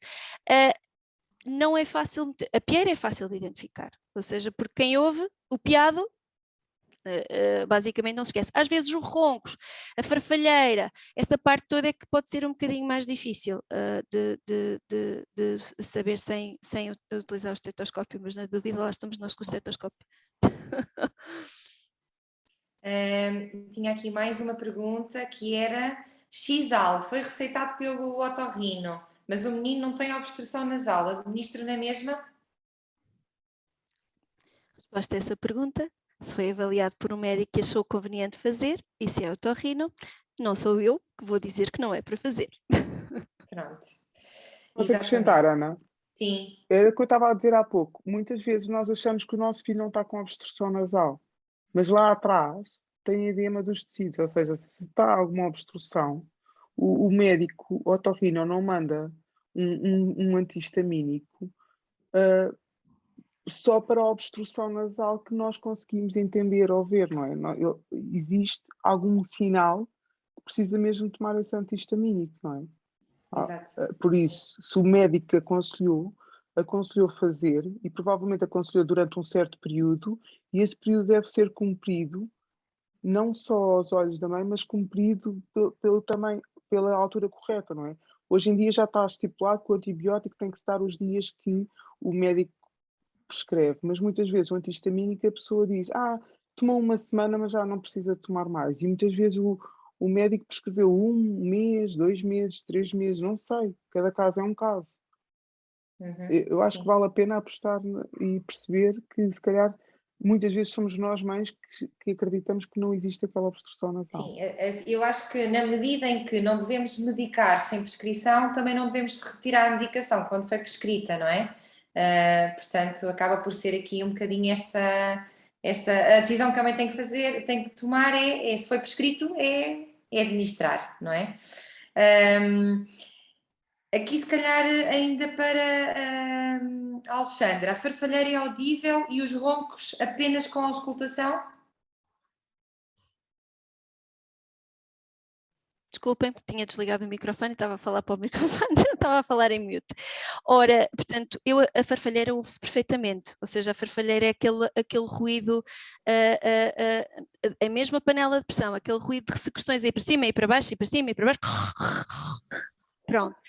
E os roncos, efetivamente, para mim, são audíveis à auscultação. Exatamente. Portanto, a farfalheira nós conseguimos ouvir só de estar com o bebê na mesma sala, enquanto que os roncos precisamos de auscultar. Joana, quando há bronquiolite, bebê com pieira, a fisioterapia respiratória não é aconselhada? A fisioterapia respiratória é aconselhada nestes casos. O que é importante perceber, e às vezes pode ocorrer, é não fazer incisão, porque nem sempre temos dois tipos de pieira, pode ser uma pieira falsa, entre aspas. Muitas vezes há meninos que chegam-nos com pieira, ou seja, e pode não ser broncoespasmo, pode ser expectoração que está colada, por assim dizer, nas paredes dos brônquios, está bem? E das vias respiratórias inferiores, e com as técnicas, com as manobras de expiração lenta e prolongada, essa expectoração solta. Portanto, é recomendada, mas deve ser previamente avaliado pelo profissional para perceber se efetivamente se trata de broncoespasmo, ok? Ou se trata de expectoração que está agarrada às paredes dos brônquios das vias aéreas e com as técnicas solta ou não. Isso o fisioterapeuta poderá avaliar e poderá logo explicar aos pais se sim ou se não. Joana, já que estás a falar, vou aproveitar para te colocar estas perguntas, que acaba por ser várias perguntas que eu vou tentar pôr só numa. Uma mãe pergunta, não responda já, como fazer uma correta e eficaz lavagem nasal, postura do bebê, utensílios, o processo pode ser igual com seringa. Outra mãe pergunta, o meu filho 4 meses e meio está com uma inflamação na laringe, a pediatra mandou fazer lavagem nasal, mas eu não me sinto à vontade para o fazer, comprei o Rinomer Baby para o fazer, pode ser, irá ajudar na mesma, e a forma de usar o Rinomer é igual ao soro, é muito difícil fazer sair como um rio. A lavagem nasal deve ser feita com quantos mililitros de soro fisiológico para um bebê de 4 meses? Pronto, acho que consegues aqui fazer um resumo da lavagem nasal. Fazendo um resumo muito rápido, o mais aconselhado para fazer a lavagem nasal e o que está descrito como sendo o mais eficaz, que consegue ir a toda a cavidade nasal, é sem dúvida o irrigador ou a seringa com adaptador.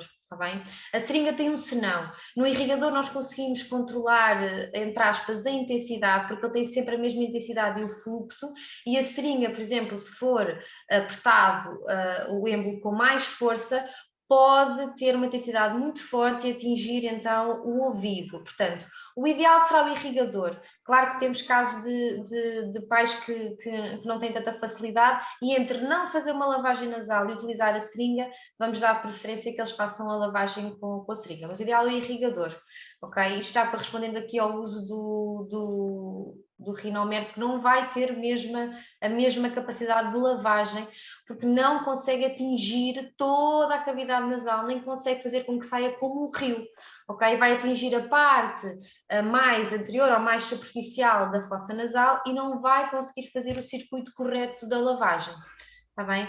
A nível da quantidade, esta é uma pergunta que nos fazem muito em consulta, dos 4 meses, que mais uma vez nos vai aqui trazer, se for com uma seringa ou se for com o irrigador, porque no irrigador aquilo que nos vai interessar não é a quantidade propriamente dita, mas sim, no irrigador e nas outras lavagens, é se sai realmente como um rio ou não. E às vezes é preciso esperar um pouco, alguns segundos, e aí vai estar a passar muito soro, está bem? Mais quantidade de soro que aquilo que é suposto e que está descrito quando é usado seringa, porque nós às vezes deixa correr um bocadinho, sai, e se continuarmos a pressionar no irrigador, se continuarmos a fazer, ou se fazemos a segunda vez uma seringa, já vai ser o muco, porque às vezes o muco está agarrado nas paredes, portanto, não há propriamente dito uma quantidade que, pelo menos da nossa parte, da fisioterapia, uma quantidade específica, porque o que nós queremos é realmente lavar. E há meninos que com 10 mililitros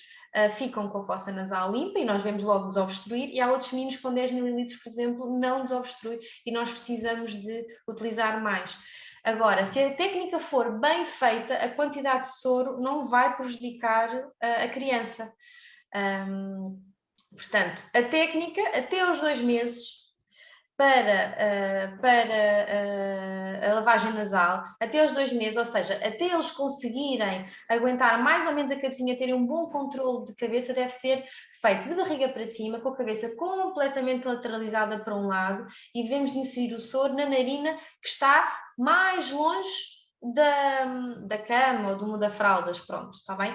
Com a narina que está mais disponível, e vamos fazer para o outro lado também, ok? A partir dos 2 meses, quando eles normalmente já têm um bom controle da cervical, podemos fazer de pé, com a cabeça ligeiramente sentado, com a cabeça ligeiramente para a frente, inclinada, e devemos sempre optar pela narina que está mais perto do teto. Está bem? A narina que está mais à mostra. E repetimos o mesmo processo, inclinamos ligeiramente a cabeça para a frente, inclinamos para o outro lado e voltamos a utilizar a narina que está mais perto do teto. Acho que consegui... Sim. Joana, quando não sai o soro, o que é que se pode fazer diferente? Olha, quando não sai o soro, das duas uma, ou não há mobilidade orofacial e não há espaço suficiente para passar o soro, que pode estar obstruído por muco, está bem? E ser mesmo necessário trabalhar e dar mais mobilidade às estruturas para que consiga passar o soro, mas por vezes também temos a inflamação da mucosa. Se a mucosa estiver muito inflamada, pode não ocorrer aqui a passagem do soro. Portanto, normalmente temos estas duas hipóteses. Três, obstrução de muco, estruturalmente não há mobilidade e não há tanta facilidade de passagem, não há tanta espaço para passar o soro, tá bem? Ou então temos uma mucosa muito inflamada, que apesar de estar desobstruída, não está a deixar passar o soro convenientemente. Aspiração nasal, deveríamos fazer ou não? Também para mim? Sim. A aspiração nasal. A aspiração nasal não é muito aconselhada por um motivo. Mais uma vez, devemos sempre optar pela lavagem nasal. A lavagem nasal com soro é sempre a melhor opção. Porque é que a aspiração nasal não é o mais aconselhado? Ou devemos evitá-lo. Claro que sabemos que há pais que às vezes estão aflitos e que não conseguem mesmo que sejam obstruir com o aspirador, ok? Uma vez por outra. Agora, recorrentemente não é aconselhado porque a sucção das secreções pode fazer maior fricção nas mucosas, pode irritar mais as mucosas. E esta irritação da mucosa pela aspiração, pela fricção do ar, não é, da sucção, pode fazer o reverso do que nós queremos, que é, em vez de tira os mucos, mas vai estimular a produzir ainda mais mucos pela irritação da mucosa. Portanto, o uso do aspirador não deve ser recorrente e deve-se tentar evitar. Agora só aqui para finalizar, e posso ser eu a responder, uma mãe pergunta, o Rhinoduche é bom? A diferença do Rhinoduche para o irrigador é que o Rhinoduche não tem a válvulazinha que pressionamos e que controla o fluxo. Portanto, o Rhinoduche aperta-se a garrafa e sai em jato o soro. Portanto, é mais agressivo para as mucosas e não é tão fácil controlar a quantidade de soro que estamos a utilizar para fazer a lavagem. Portanto, é bom, deve ser feito com algum cuidado, ok? Mais uma questão, num bebê saudável existe alguma frequência de lavagens mais aconselhada? Foi aquilo que a colega tinha dito, num bebê que esteja bem, sem ranhocas, nós aconselhamos a lavar pelo menos 3 vezes por semana. Rita, quer acrescentar alguma coisa? Desculpem, eu tenho uma questão como mãe e como muitas vezes é-me colocada e não é a minha área, normalmente encaminho, mas para quem não está habituado, aqueles frascos de 100 ml não serão mais aconselháveis muitas vezes do que os sprays nasais que entram com jato mais forte, que entra frio, ou como as seringas que os pais têm medo de injetar. Por exemplo, as monodoses muitas vezes também fazem um gotejar que satura mais o nariz propriamente dita do que faz a lavagem. E eu penso que, pelo menos é a noção que eu tenho quando estou a trabalhar, que um frasco de 100 ml é melhor manejado, muitas vezes para iniciar o treino da lavagem nasal, ou assusta menos os pais. Não sei se fiz bem a pergunta. Se calhar assusta um bocadinho menos os pais, mas em termos de facilidade de drenagem, o irrigador, a forma como claro, é muito mais eficiente. Como posicionamos o irrigador é mais fácil e podemos colocar quantidades pequenas de soro no frasco, não precisamos de encher o frasco, podemos aquecer um bocadinho o soro para ficar ali a temperatura tépida, não é? Não muito quente, e para não ser tão agressivo mesmo para as mucosas. Porque se usamos um frasco de 100 ml, mas depois não utilizamos o frasco todo, estamos a enfiar esse frasco na narina, vai ficar ali com bactérias, não é? Portanto, o ideal é usar o frasco, o que nós aconselhamos é usar o frasco de rosca, de 500 ml, por exemplo, utilizar pequenas quantidades e no final da lavagem, se não utilizaram tudo, deitar fora, lavar o irrigador e deixar a secar. Mas eu noto que há pais que aceitam muito mais o frasco de 100 ml e começam a fazer, até as próprias crianças, quando já têm alguma autonomia, e depois a partir dali, quando entram no irrigador, já não vão tão assustadas, porque já acham que não é o irrigador que vai entrar nas estruturas todas. Eu acho, é assim, a nossa experiência, agora falando eu da minha experiência prática, a lavagem parece assustadora e muitas vezes até é mais assustadora para os pais do que para as crianças, que muitas vezes já vão com medo de fazer a lavagem e passam esse medo para a criança. Os próprios pais já ficam estressados, mas quando as crianças começam a contactar com o irrigador logo no início de vida delas, começam até inclusivamente a pedir para lavar o nariz quando já têm alguma consciência, ali a partir dos 18 meses. Nós temos bebês que já vão elas à casa de banho, agarrar no irrigador e pedir para lavar o nariz, porque conseguem perceber perfeitamente o que é um nariz permeável e o nariz a respirar do nariz que não respira bem, não é? Claro. Qualquer criança que tenha um nariz que não respira bem não vai dormir bem. Vai ter mais despertares a dormir, vai se mexer muito mais a dormir. Porquê? Porque está constantemente à procura de uma posição de conforto para conseguir inalar bem. Há uns meses eu fiz uma analogia, fiz uma live e a pediatra com quem eu estava a fazer a live fez uma analogia muito engraçada. Se já todos temos o hábito de escovar os dentes antes de ir para a cama, não é? Depois de comermos, se tivermos o nariz obstruído também vamos ter que lavar o nariz. Então ela diz que, então, principalmente na altura do inverno, seria lavar o nariz tantas vezes como lavamos os dentes, 2 vezes por dia. E muitas vezes é realmente a forma mais eficaz de prevenirmos e de termos saúde, não é? Não Sem é, dúvida alguma. é manter a permeabilidade nasal e conseguirmos continuar a respirar pelo nariz. E a maior parte das crianças que eu acompanho que fazem a lavagem nasal fazem-no confortavelmente e fazem-no sozinhos e não chegam a atingir um ponto de secreções limite que lhes dá fragilidade ou baixa de imunidade. Eu gostava só, Ana, se me permitir também fazer aqui este apontamento, e isto porque em ciência há sempre vários pontos de vista e não falamos de opiniões, falamos mesmo isto. Porque muitas vezes os pais sentem-se confundidos porque há profissionais que aconselham a lavagem nasal de uma forma de rotina e há profissionais que não aconselham como rotina. Portanto, a Ana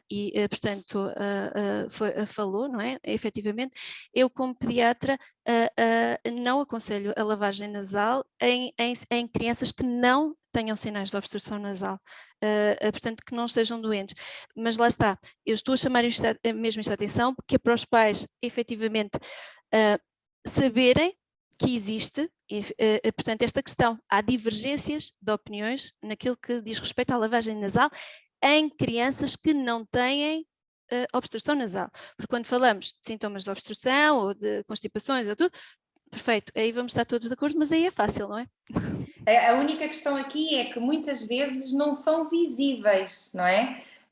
E então por isso cada vez mais se vai percebendo que a lavagem nasal acaba por prevenir essa acumulação. Se formos lavando, vamos garantindo que estas cavidades vão ficando permeáveis e estão seguramente limpas, não é? Enquanto que se lavarmos só quando já há obstrução, já estamos a atuar numa fase mais à frente. Claro, mas não esquecer, e isto é uma coisa também muito importante para os pais saberem, o muco existe por uma razão, ok? Portanto, o muco, a não ser que seja efetivamente, portanto, em produção excessiva, o muco tem propriedades também protetoras, tem enzimas que degradam, tem imunoglobulinas, ou seja, tem anticorpos, portanto, o muco tem a função de agregar patogénios também, ou seja... Sim. Sandra, exatamente, é verdade. Tem todas essas funções, mas aqui o objetivo não é estar constantemente a lavar, é ir mantendo limpo. Não é estar a lavar. Exatamente. Por isso é que nós dizemos que em bebés muito pequeninos, o que eu aconselho, se visualmente ou se audivelmente não há ali ruídos, é lavar pelo menos 3 vezes por semana. Porque dessa forma garantimos que existem esses mucos, que têm essas funções, mas não o temos em excesso. Ok? Eu tenho aqui só uma última questão, mas entretanto temos que fechar, porque já vamos aqui com muito tempo de webinar. Qual a melhor fase do dia para fazer a lavagem? Ao fazer antes de dormir, vai ajudar o sono. Nós aconselhamos a fazer a lavagem antes de comerem. Porque depois se ficarem ali algumas secreções na orofaringe, depois ao comerem vão degluti-las. Portanto, antes de comer e antes de dormir, não é? fazer a lavagem, comer e depois então ir dormir. Não devemos lavar e deitar logo os bebês, porque muitas vezes ainda ficam ali a drenar secreções e se deitamos logo, podemos estar também depois ali a drenar as secreções para onde não queremos, para o ouvido. Se ficar com muito excesso de soro, se ficar muito úmida ali a mucosa, ok? Portanto, não sei se mais alguma colega quer acrescentar alguma coisa. É certo que estas divergências existem e obrigada por levantar aqui este assunto, porque de facto tivemos aqui durante a semana uma das minhas colegas, uma fisioterapeuta, que hoje não está aqui porque está doente, que me veio dizer isso mesmo. Ana, é importante explicar aos pais quando é que efetivamente se deve lavar, porque alguns dizem que não se deve lavar nunca, nunca, só quando há ranhocas, outros dizem que se deve fazer a lavagem como rotina. Eu acho que depois, muito sinceramente, depende muito também do contexto da criança. Uma criança que ande na escola, que são sítios mais fechados, onde há mais vírus, onde normalmente há mais incidência depois de infecções respiratórias. Eu acho que faz sentido, na minha opinião, aquilo que eu vejo e da minha prática, faz todo o sentido ir mantendo o nariz o mais limpo possível.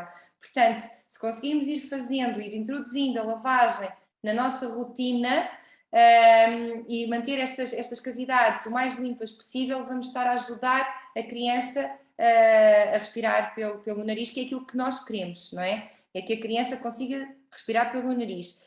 E isso também acaba por os pais, este webinar vem também aqui culminar com tudo isto, que é, os pais precisam de perceber, olhar para a criança e saber se a criança não está efetivamente a respirar bem pelo nariz, se ouvem ruídos, se ouvem a dormir muito de boca aberta. Isso significa provavelmente que está na altura de fazer lavagem nasal, porque não está a conseguir fazer ali uma boa respiração pelo nariz.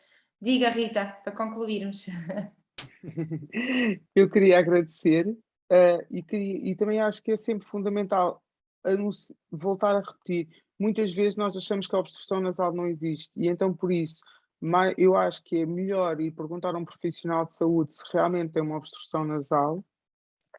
Lembrando a mãe que perguntou sobre o Xal, se era para continuar ou como perguntar se o Ventilan como é para fazer uma boa limpeza. Não nos cabe a nós mães, cabe aos profissionais. Nós temos que aprender na rotina, não é? Assim como eu tento ensinar às mães como iniciar a escovagem dos dentes, porque ninguém nasce ensinado. E por isso nós temos que aprender bem os sinais e fazer uma consulta às vezes só para aprender a lavar o nariz, não é comigo, que eu sou dentista, mas aprender a lavar o nariz e compreender o tipo de obstrução nasal, manter a permeabilidade e a saturação, deixar de existir, porque a criança deixa de estar saturada de ranho e vai ser uma criança que dorme muito mais calmo, que vai estar com toda uma alegria e uma energia completamente diferente e não tão irritado no seu dia-a-dia. Parabéns, Ana, parabéns a todas, adorei ouvir-vos, aprendi imenso e acho que é isto que vale a pena estarmos a falar sobre doença, sobre saúde, mas principalmente a prevenção da saúde. Obrigada. O meu grande objetivo foi precisamente juntar aqui profissionais de áreas diferentes para, de facto, tentarmos entre nós mostrar aos pais o que é que cada um de nós faz ou pode fazer pelos bebês e pelas crianças. Eu queria aproveitar para dizer que a Fisioclem vai começar agora aqui uns workshops sobre precisamente este tema das infecções respiratórias. Vai ser a Joana Neto que vai ser a responsável pelo workshop. O primeiro vai ser já no primeiro sábado de fevereiro. São workshops gratuitos, portanto basta fazer a inscrição para o e-mail. Se procurarem no nosso Instagram da Fisioclem Pediatria vão encontrar todas as informações. Como a nossa intenção é chegar cada vez mais aos pais, às educadoras, aos profissionais de saúde que queiram saber um bocadinho mais sobre o que é que nós, fisioterapeutas, fazemos e de que forma é que podemos ajudar os bebés e as crianças. Se procurarem na nossa página vão encontrar mais informações. Vamos também, Rita, falar aqui das nossas jornadas, porque estão aqui colegas fisioterapeutas, que eu tenho aqui uma colega que veio aqui agradecer, a Bárbara, que ela está nos Açores, veio aqui agradecer e dizer que gostou muito do webinar, portanto, Vamos aproveitar para dizer que também vamos criar... Onde é que a Bárbara trabalha nos Açores? Não sei, eu não sei se ela ainda está aqui a ouvir-nos, mas eu sei que ela está nos Açores. Ela foi minha colega de curso do Tempi e ela estava aqui a agradecer o webinar. Portanto, na terceira, estou em Ponta Delgada, um bocadinho longe, mas dá para ir de avião. Rita, as jornadas, quer falar sobre elas só num instantinho? Primeiro fim de semana de março, jornadas, para profissionais de saúde. Para profissionais de saúde, foi aqui uma loucura entre mim e depois alguns amigos, inclusivamente a Ana Amado. Vamos fazer umas jornadas para profissionais de saúde sobre função respiratória, desenvolvimento musculoesquelético do bebê, até o adulto, da disfunção temporomandibular, do sono e da respiração. Vamos ter vários colegas, a Ana vai falar do que tão bem sabe fazer e que é mestra, não é? E vamos ter alguns colegas também a falar sobre a higiene nasal, sobre as plagiocefalias, sobre o desenvolvimento musculoesquelético da boca, da terapia miofuncional, que as terapeutas da fala tão bem fazem e que muitas vezes as pessoas desconhecem, que muitas vezes acham que a terapia da fala apenas é um bocado focado na fonética ou na voz, ou que é para atores, profissionais de televisão ou para crianças, e nós vamos falar, é para profissionais, sim, a Ana Silva vai perguntar. Vai ser para que consigamos debater todos os temas e falar abertamente e discutir, não é? Eu concordo ou não concordo, vai estar no dia 5 de março aqui no Campo Real, em Torres Vedras, para quem quiser estar connosco. Vamos debater vários temas, como eu vos tinha dito, vamos ter profissionais de ortopedia funcional dos maxilares, da ortodontia também, e vai ser assim um debate, umas jornadas funcionais, claramente funcionais, para pôr toda a gente aí com as bocas e a postura todas direitinhas, não é, Ana? Sim, só para concluir aqui uma mamã, só para não ficar nenhuma pergunta em aberto, muita baba no bebê com 7 meses deve-se à fraqueza e maturidade dos músculos mastigatórios e consequente dificuldade na deglutição, ou também se deve ao aparecimento dos primeiros dentes? Nesta fase os bebés levam tudo à boca, mãos à boca, objetos que apanham à boca, portanto estão a explorar o mundo através da boca, estão a estimular muito aqui as gengivas, certo, Rita? Os primeiros dentes, em alguns aparecem aos 7, outros aparecem aos 8, outros aparecem aos 9, não há aqui uma idade específica para o rompimento dos primeiros dentes, portanto a salivação, quer dizer alguma coisa, Rita, sobre isso? Imaturidade muscular ou a saliva pelos dentes? A baba do bebê muitas vezes é um sinal de que, principalmente, e por isso a terapia miofuncional trabalha muito bem, a falta do selamento labial. Muitas vezes o bebê nem tem uma hiperprodução de saliva, mas como não encerra a boca e não faz a deglutição, baba-se, e como não se preocupa com isso, e nós temos, depois, há um padrão elevado, claro que é uma criança que vai provocar, em contrapartida, por exemplo, na idade mais idosa, no velho, na pessoa mais velha, perdão, nota-se o contrário, que é a xerostomia. Mas nesta situação, o excesso de produção de saliva, a criança também não nota, não se preocupa e não deglute. Tem uma incapacidade na deglutição. E, maioritariamente, tem a ver também com uma falta de capacidade da força muscular da língua, das bochechas e do selamento labial. Muitas vezes, a maior parte dos casos, claro que todos são levados à avaliação e a otorrino avalia também, às vezes temos que avaliar, enviar à neurologia pediátrica, são casos para se avaliar, mas a maior parte dos pacientes que nos têm aparecido por volta até aos 3 anos de idade tem a ver com esta situação da falta de selamento labial e das alterações na deglutição. Não é um problema base, não é central, é um problema ou obstrutivo ou miofuncional. Obrigada, Rita. Bom, vamos fechar então aqui o nosso webinar. Para qualquer dúvida podem nos procurar, estaremos todas disponíveis para vos receber. Obrigada a todos, obrigada Rita, obrigada Alexandra por estar connosco nestes 3 webinars, foi fantástica esta partilha. Já havia aqui mães a perguntar, mães ou colegas, não sei, quando é que era o próximo, para já não temos nada definido. mas foi de facto muito bom partilharmos aqui temas que eu acho que são muito importantes e que cada vez mais é importante também mostrar aos pais e aos educadores e a quem nos segue o que é que fazemos e o que é suposto acontecer no desenvolvimento aqui dos nossos bebés e das nossas crianças. A nossa grande vontade com este webinar é mesmo promover a saúde, ok? Obrigada mais uma vez. Beijinhos a todos. Adeus, boa noite a todos. Obrigada. Obrigada.